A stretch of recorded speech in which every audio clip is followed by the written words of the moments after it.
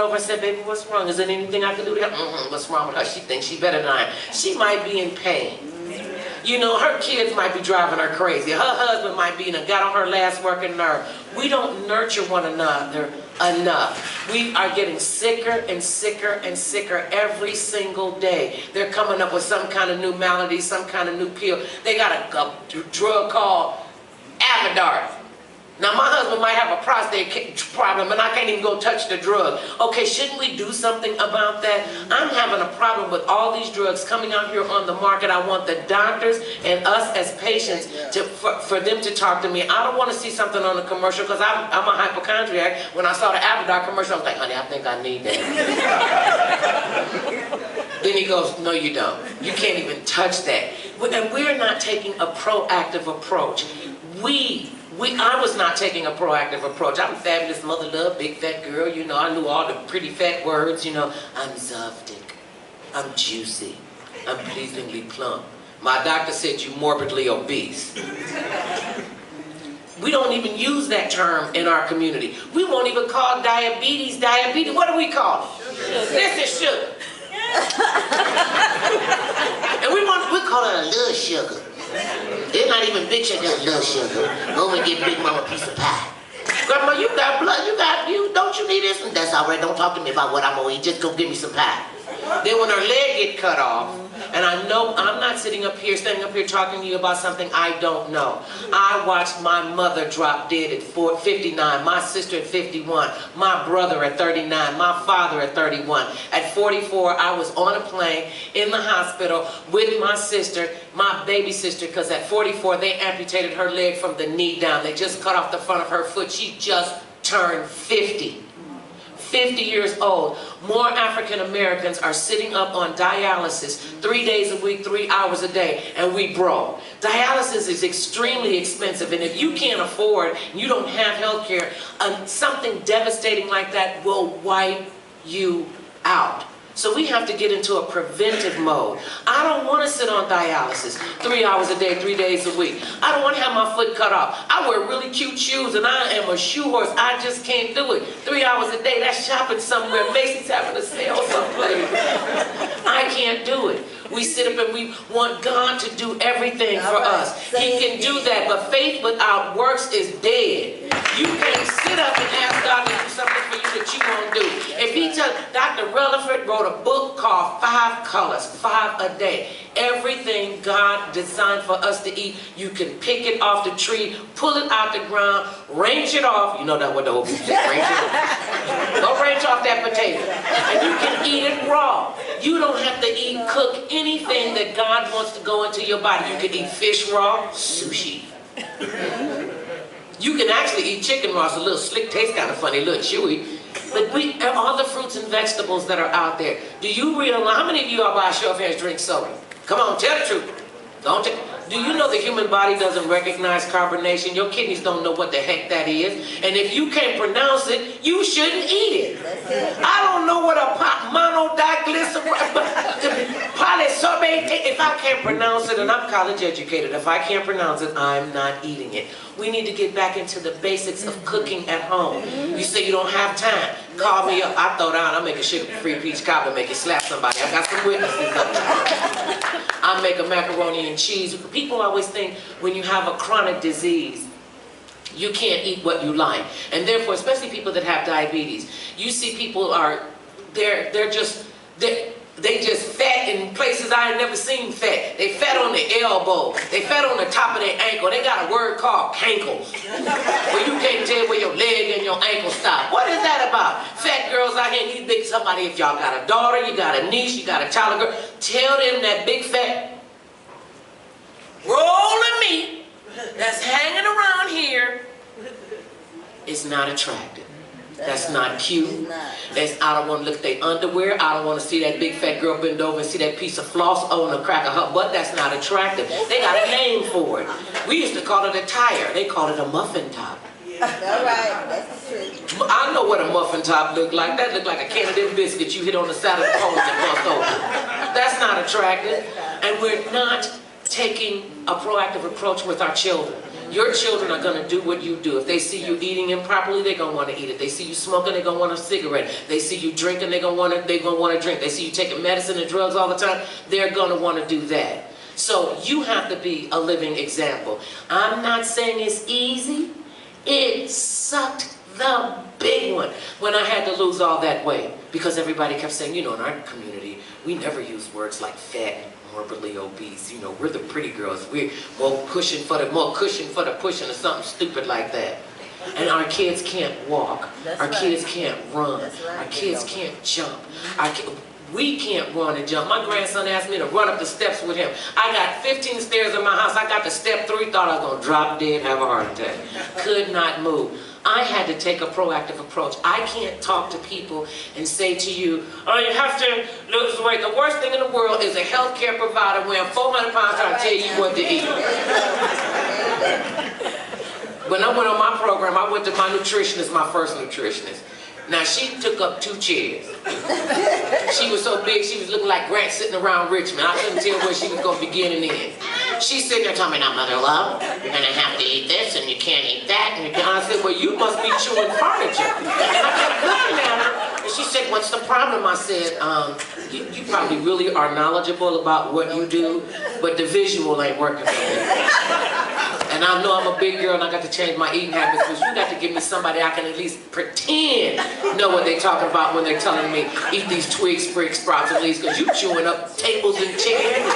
You're not eating part of the pig, you just swallowed the whole pig. How you gonna tell me? So we have to be, we are the people, as President Barack Obama, and I understand what you were saying, he doesn't like being called Mr. President.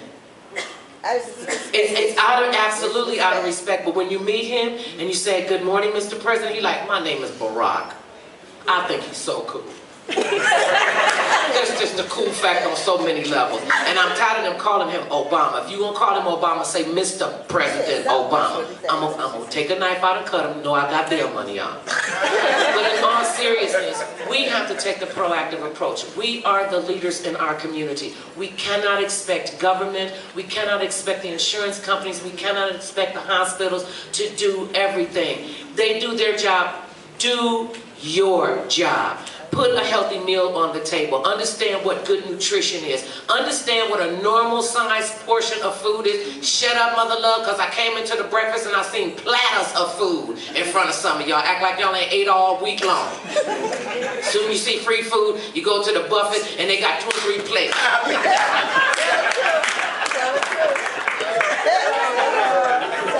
You go to a health function, and they got biscuits, bacon, chew stuff, and you might see a grape. Take your kids and your grandkids to the grocery store, like Dr. Rutherford said, shop on the peripheral. If you can't pronounce it, don't eat it. If you don't know how to cook it, don't put that in your system. Your kids won't care. My husband is the cookie monster. That my husband is. That's the fine guy right there. I figure if you gotta have a husband, make sure he's fine. You don't want to wake up looking at all that ugly. You can get a fat, bald head, blind in one eye, can't see out the other white, put a wig on, a dump, and a Spanx, put on a good bra. You could take him home to meet your mom. You get you an ugly man, you put dude in a tuxedo, ladies, what you got? Ugly in a tux. Get you a fine guy. And be fine to yourself.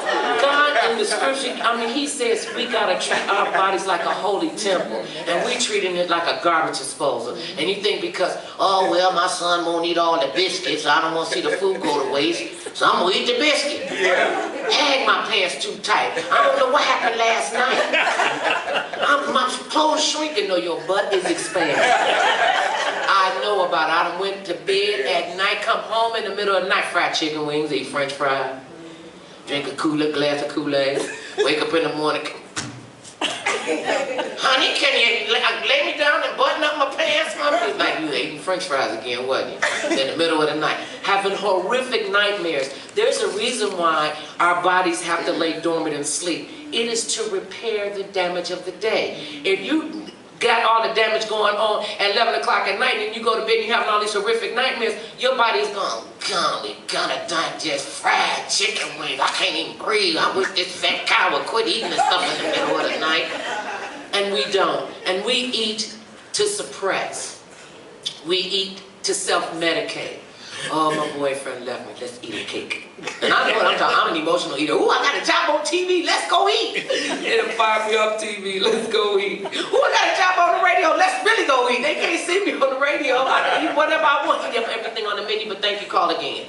I'm the worst person in Hollywood to take to the buffet because I'm taking my big pocketbook. I'm putting some of that food in my pocket. So y'all laughing because y'all know y'all done took a Ziploc to these businesses.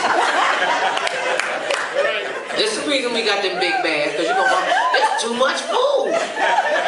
And you see little skinny bum chicks in Hollywood, they about this big. I done lost 111 pounds, still got underwear bigger than half of that. And they eat up all the food, then they run to the bathroom and you're, I'm like, baby, what's wrong? Oh, I'm purging.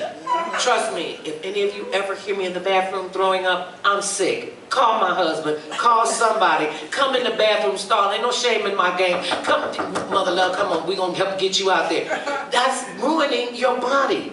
We gotta stop allowing things that happened to us when we were children, when we were teenagers, that happened yesterday, and allow that, all that anger and all that ugly and all that hatred fester in us, and then we take it out on eating and drinking and smoking and inactivity. Then you wonder why you got high blood pressure, diabetes. Some of these diseases we can't have any control over. Marie had no control over developing breast cancer, but she got in there, and I have to say, my sister, you are one warrior queen. I bow down to the warrior queens. Some of us, we can do something about that. We can make better food choices. We can get up and walk around.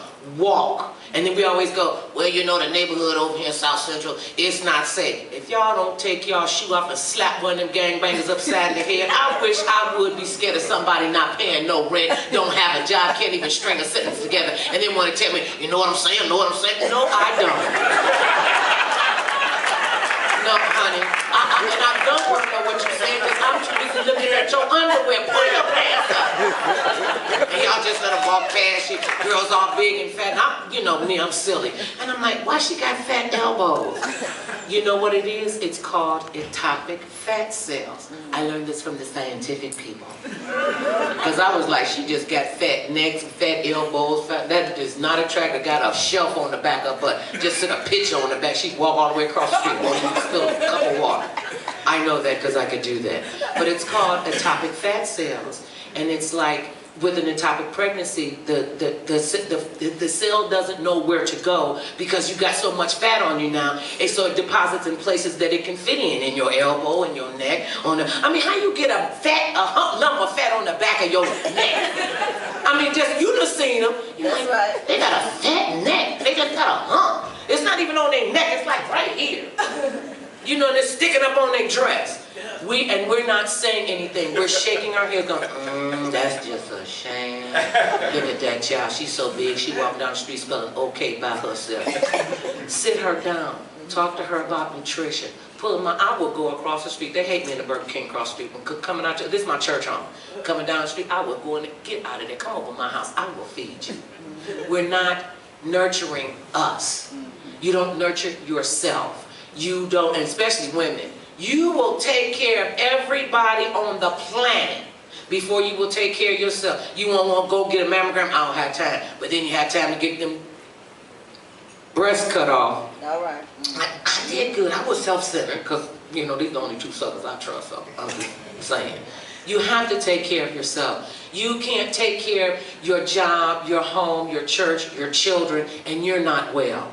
And that's what I was doing. I'm telling you as a living witness. I am Mother Love taking care of everybody else and was not taking care of me. Put me on the back burner. I took me out the kitchen. I put me in the garage someplace. Okay, you just don't even need that. And we have a tendency to think when we take care of ourselves, it's selfish. Okay, yeah, and your point would be what? Yeah. Because if you don't take care of you, do you honestly think somebody gonna come take care of you? They'll be looking at Marie talking about, oh, that's a shame Marie died. She looked hard. Nothing, no dead people look dead in the casket. Take care of yourself. Take care of yourself. Take care of your body. Take care of your mental health. Take care of your spiritual health. You are important to somebody on the face of the planet. Get out there and act like it. I am Mother Love, and I will continue to act like I am so fabulous. All right.